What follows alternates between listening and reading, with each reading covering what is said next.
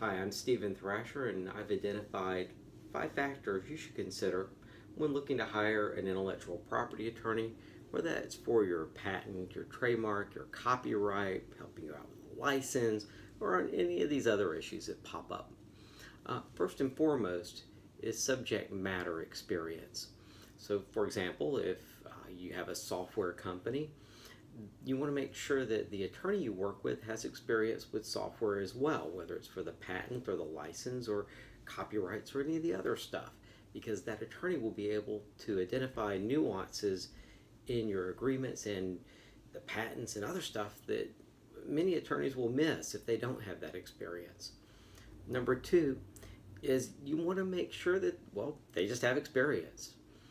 You don't want to be the training wheels for the attorney you work with. Enough said.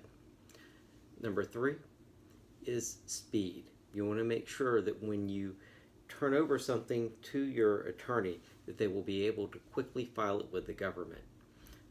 For example, with patents, we now live in a first to file system. So if you have an invention and you turn over a disclosure to your patent attorney and they don't file it quickly, and say somebody else comes in and they go to a patent attorney somewhere else and that patent attorney files for the patent before yours gets around to it, they get the patent on the invention, you lose.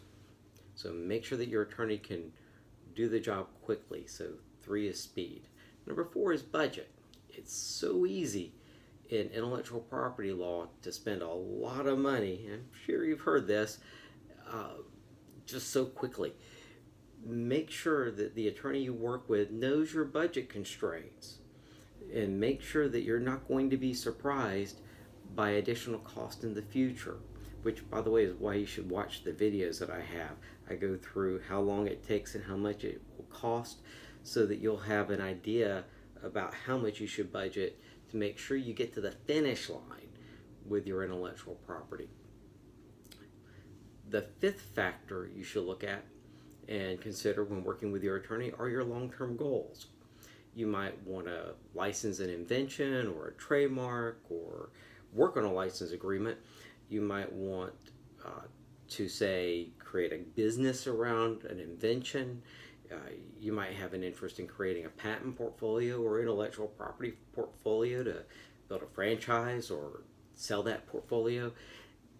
When your attorney knows your endpoint goals, he or she can then give you custom advice for, going back to the budget question, how to most efficiently spend your money so that you can get the most protection the fastest way possible and deliver the best value. So I hope you'll keep watching the videos. I hope you'll be in touch. Take care.